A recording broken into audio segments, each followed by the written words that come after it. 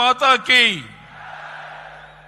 ಮಾನ್ಯ ಪ್ರಧಾನಿ ನರೇಂದ್ರ ಮೋದಿಜಿ ಅವರಿಗೆ, ಅಮಿತ್ ಶಾ ಜಿ ಅವರಿಗೆ ಭಾರತ್ ಮಾತಾ ಕಿ. ವೇದಿಕೆ ಮೇಲಿರುವಂತಹ ಸಮಸ್ತ ಪೂಜ್ಯ ಮಠಾಧೀಶರ ಮತ್ತು ಜಗದ್ಗುರುಗಳಿಗೆ ನನ್ನ ಭಕ್ತಿಪೂರ್ವಕ ಸಾಷ್ಟಾಂಗ ನಮಸ್ಕಾರವನ್ನು ಅರ್ಪಿಸುತ್ತಾ, Honorable Home Minister Shri Amit Shah ji and I beloved people of Karnataka, this day is not a celebration of an individual. It is a celebration of 5 decades of our shared journey of struggles faced together, victorious earned together, and enduring both with the people of Karnataka. From the streets of Shikaripura to the steps of Vidhana Saudha, my journey has been shaped by the tireless efforts of our Karyakartas and the blessings of our farmers. I stand here today with a heart full of gratitude. ಇದು ನನ್ನ ಜೀವನದ ಪರ್ವ ದಿನ, ನಿಮ್ಮ ಅಭಿಮಾನದಲ್ಲಿ ನನ್ನನ್ನು ತೇಲಿಸಿದ ದಿನ. ನನ್ನ ಪ್ರೀತಿಯ ಕರುನಾಡ ಜನತೆಗೆ ನನ್ನ ಪ್ರೀತಿಯ ಕೃತಜ್ಞತೆಯ ನಮಸ್ಕಾರ. ಇದು ನನ್ನ ಕೃತಜ್ಞತೆ ಹೇಳುವ ಕಾಲ. ಬಂಧುಗಳೇ, ಇಂದು ನಾನು ರಾಜಕಾರಣಿಯಾಗಿ ನಿಂತಿಲ್ಲ. ಇಂದು ನಾನು ನಿಮ್ಮೆಲ್ಲರ ಬಂಧುವಾಗಿ, ನಿಮ್ಮೆಲ್ಲರ ಹೆತ್ತು ಬೆಳೆಸಿದ ಮಗನಾಗಿ ನಿಮ್ಮೆದುರು ನಿಂತಿದ್ದೇನೆ. ಮದಕರ ನಾಯಕ ಆಳಿದ ನಾಡು, ವೀರವನಿತೆ ಓನಕ್ಕ ಓಬವ್ವ ಜನ್ಮ ತಾಳಿದ ಭೂಮಿ, ಶರಣಶ್ರೇಷ್ಠರು ನಡೆದಾಡಿದ ತಪೋವನ, ಐತಿಹಾಸಿಕ ಚಿತ್ರದುರ್ಗ ಇಂದು ಕನ್ನಡ ನಾಡಿನ ಮೂಲೆ ಮೂಲೆಯಿಂದ ಹರಿದು ಬಂದಿರುವ ನಿಮ್ಮ ಅಭಿಮಾನದ ಜನಸಾಗರದ ಮುಂದೆ ನಿಂತಿರುವ ನನಗೆ ಅಕ್ಷರಶಃ ಇಂದು ಮಾತು ಹೊರಬರುತ್ತಾ ಇಲ್ಲ.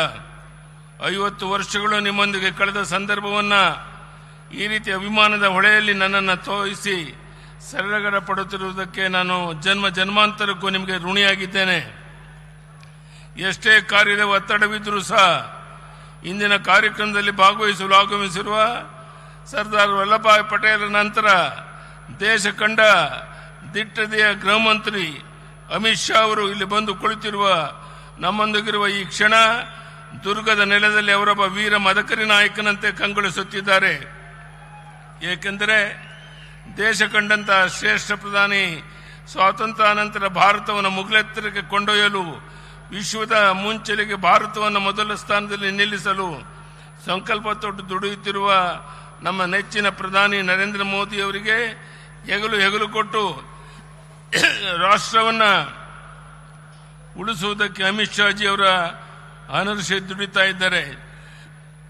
ಇಂದು ಪಶ್ಚಿಮ ಬಂಗಾಳದಂಥ ಬೃಹತ್ ರಾಜ್ಯ ನುಸುಳುಕೋರರ ಹಾವಳಿಯಿಂದ ಭಾರತಕ್ಕೆ ಸವಾಲಾಗಿ ಪರಿಣಮಿಸಿತ್ತು. ಕಳೆದ 3-4 ದಶಕಗಳಿಂದ ಅಲ್ಲಿ ಮುಕ್ತ ಮತ್ತು ನ್ಯಾಯ ಸಮ್ಮತ ಚುನಾವಣೆ ನಡೆದಿರಲಿಲ್ಲ. ಅಂತಹ ಪಶ್ಚಿಮ ಬಂಗಾಳದಲ್ಲಿ ಹಿಂದೆಂದೂ ಕಾಣದಂಥ ಚುನಾವಣೆಯನ್ನು ಯಶಸ್ವಿಯಾಗಿ ನಡೆಸಿರುವುದು ಕೇವಲ ಪ್ರಜಾಪ್ರಭುತ್ವ ಜಯವೇ ಅಲ್ಲ, ಭಾರತದ ವಿಜಯ ಎಂದು ಜಗತ್ತಿಗೆ ಸಾರಿದ ಪ್ರಧಾನಿ ನರೇಂದ್ರ ಮೋದಿಯವರು ಅಮಿತ್ ಶಾ ಜಿ ಅವರ ಜೋಡಿ ಶಕ್ತಿ ಶತಕೋಟಿ ಭಾರತೀಯರಲ್ಲಿ ರೋಮಾಂಚನ ತರಿಸಿದೆ.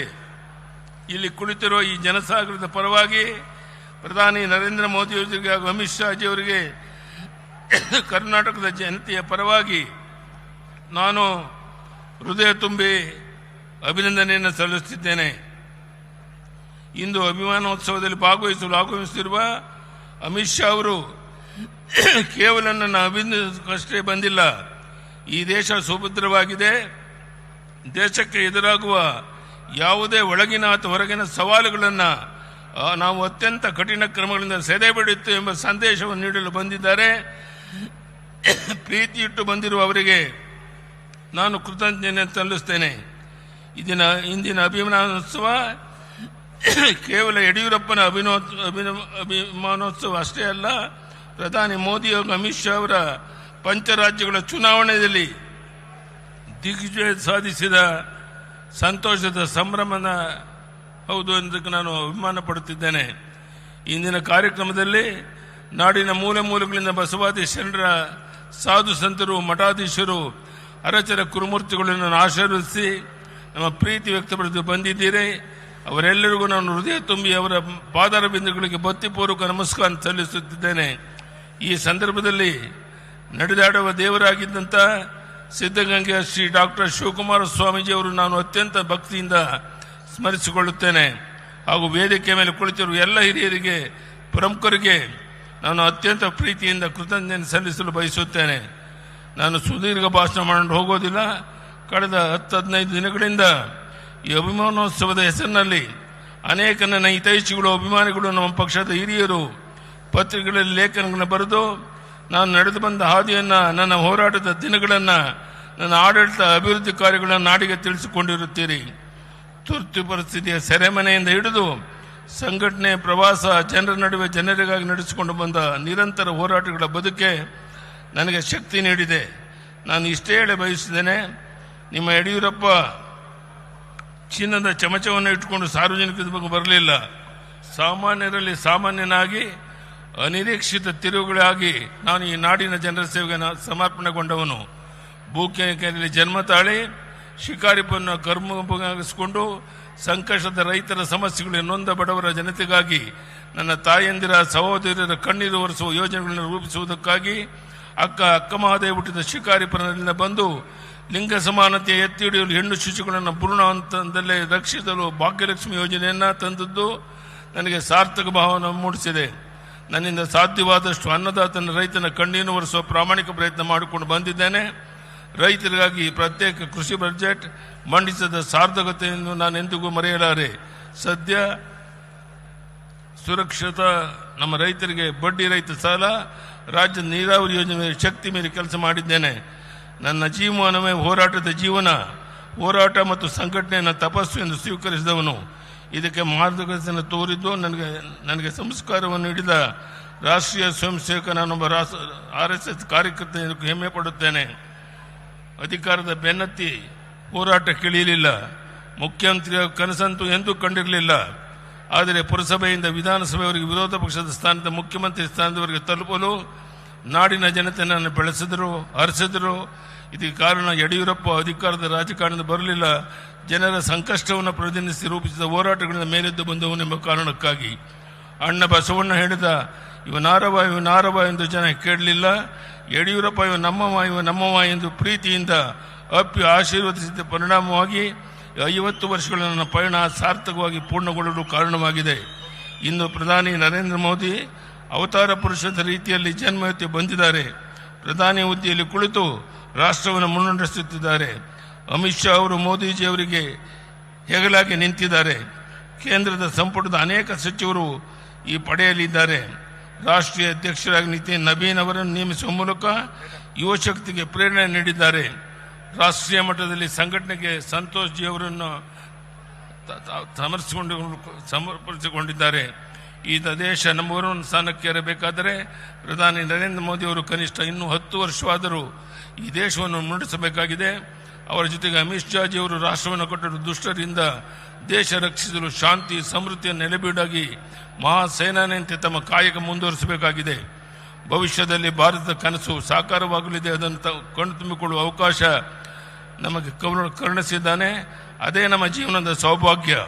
ನಮ್ಮ ಪಕ್ಷವನ್ನು ಕಟ್ಟಿದ ಶ್ಯಾಮ ಪ್ರಸಾದ್ ಮುಖರ್ಜಿ, ದೀನ್ ದಯಾಳ್ ಉಪಾಧ್ಯಾಯ, ಶ್ಯಾಮ ಪ್ರಸಾದ್ ಅವರ ಮಾತೃ ನೆಲ ಪಶ್ಚಿಮ ಬಂಗಾಳದಲ್ಲಿಂದು ಕಮಲ ಹರಳಿ ಪ್ರಜ್ವಲಿಸುತ್ತಿರುವುದಂತೂ ಭಾರತಾಂಬೆಯ ಮಡಿಲನ್ನು ಉಳಿಸುವುದಕ್ಕಾಗಿ ಶತಮಾನಗಳಿಂದ ತಮಸ್ಸು, ತ್ಯಾಗ, ಬಲಿದಾನಗೈದ ನೂರಾರು ಆತ್ಮಗಳು ಇಂದು ಸಂತೃಪ್ತ ಭಾವ ಹೊಂದಿರುವುದು ಎಂದು ನನ್ನ ನಂಬಿಕೆ. 50 ವರ್ಷ ಕಾಲ ನಿಮ್ಮ ಯಡಿಯೂರಪ್ಪನನ್ನ ಪ್ರೀತಿಯಿಂದ ಸಲಹಿದ್ದೀರಿ, ಅಭಿಮಾನದಿಂದ ಬೆಳೆಸಿದ್ದೀರಿ, ನನ್ನ ಹೋರಾಟಕ್ಕೆ ಶಕ್ತಿ ಕೊಟ್ಟಿದ್ದೀರಿ. ಮುಖ್ಯಮಂತ್ರಿ ಸ್ಥಾನದಲ್ಲಿ ಕುಳಿತು ಅಧಿಕಾರದಲ್ಲಿದ್ದಾಗ ಬೆಳಕು ತೋರಿದ್ದೀರಿ. ಈ ಋಣ ಎಂದಿಗೂ ತೀರಿಸಲಾಗುವುದೆಂದು ಮತ್ತೆ ಹೇಳುತ್ತಾ ನನ್ನ ಕಡೆಯ ಉಸಿರಿರುವ ತನಕ ವಿರಮಿಸುವ ಪ್ರಶ್ನೆ ಇಲ್ಲ. ವಿರಮಿಸುವ ಪದ ನನ್ನ ಹತ್ತಿರ ಸುಳಿಯುವುದೂ ಇಲ್ಲ. ನನಗೆ ದೇವರು ಶಕ್ತಿ ಕೊಟ್ಟಿರುವ ತನಕ ಸಂಘಟನೆ ಹೋರಾಟವನ್ನು ನಾಡಿಗಾಗಿ, ದೇಶಕ್ಕಾಗಿ, ಪಕ್ಷಕ್ಕಾಗಿ ಮತ್ತೊಮ್ಮೆ ನಾನು ಪ್ರಾಮಾಣಿಕ ಪ್ರಯತ್ನ ಮಾಡ್ತೇನೆ ಅನ್ನೋ ಮಾತನ್ನು ಹೇಳ್ತಾ, Amit Shah G, I assure you that the people of Karnataka stand united with the vision of Vikasit Bharat under the leadership of our Honorable Prime Minister Narendra Modi ji. I will travel the length and breadth of Karnataka, connect with the people to seek their blessing for the case of strengthening the nation. ಈ ಮಾತನ್ನ ಹೇಳ್ತಾ ಇವತ್ತು ಅಮಿತ್ ಶಾ ಜಿಯವರು ಪಶ್ಚಿಮ ಬಂಗಾಳದಲ್ಲಿ ಅಂತ ಕಾರ್ಯಕ್ರಮಗಳು ಇದ್ರೂ ಸಹ ಸಮಯವನ್ನು ಮಾಡಿಕೊಂಡು ಇಲ್ಲಿಗೆ ಬಂದು ನಮಗೆಲ್ಲರಿಗೂ ಆಶೀರ್ವಾದ ಮಾಡಿದ್ದಾರೆ. ನಾನು ಅವರಿಗೆ ಮತ್ತೊಮ್ಮೆ ಅಭಿನಂದನೆಯನ್ನು ಸಲ್ಲಿಸ್ತಾ ನಾನು ಕೊನೆಯದಲ್ಲಿ ಕೈ ಜೋಡಿಸಿ ನಿಮ್ಮಲ್ಲಿ ಪ್ರಾರ್ಥನೆ ಮಾಡುವಂಥದ್ದು, ತಾವು ಹೋಗಬೇಕಾದ್ರೆ ತುಂಬ ಶಾಂತ ರೀತಿಯಲ್ಲಿ ಬಸ್ಸುಗಳಲ್ಲಿ ಹೋದಾಗ ಯಾವುದೇ ಗೊಂದಲಗಳನ್ನು ಮಾಡಿಕೊಳ್ದೇನೆ, ನಾನು ಮುಂದೆ ತಾನು ಮುಂದೆ ಅಂತ ತೊಂದರೆಗೆ ಒಳಗಾಗ್ದೇನೆ ಅತ್ಯಂತ ಶಾಂತ ರೀತಿಯಲ್ಲಿ ನಿಮ್ಮ ಊರುಗಳನ್ನು ತಲುಪಬೇಕು ಅಂತ ಕೈ ಜೋಡಿಸಿ ಪ್ರಾರ್ಥನೆ ಮಾಡಿ ಇಲ್ಲಿ ಸೇರಿರುವಂಥ ಎಲ್ಲ ಬಂಧುಗಳಿಗೆ, ವಿಶೇಷವಾಗಿ ಇಷ್ಟು ದೊಡ್ಡ ಸಂಖ್ಯೆಯಲ್ಲಿ ಸ್ವಾಮೀಜಿಗಳು ಬಂದು ನಮಗೆ ಆಶೀರ್ವಾದ ಮಾಡಿದ್ದಾರೆ. ಎಲ್ಲ ಸ್ವಾಮೀಜಿಗಳವರಿಗೆ ನಾನು ಮತ್ತೊಮ್ಮೆ ತಲೆಬಾಗಿ ನಮಸ್ಕರಿಸ್ತಾ ತಮ್ಮೆಲ್ಲರಿಗೂ ವಂದಿಸಿ ನನ್ನ ಮಾತನ್ನು ಮುಗಿಸ್ತೇನೆ. ಬಲೋ ಭಾರತ್ ಮಾತಾ ಕಿ. ಧನ್ಯವಾದಗಳು. ನಮಸ್ಕಾರ.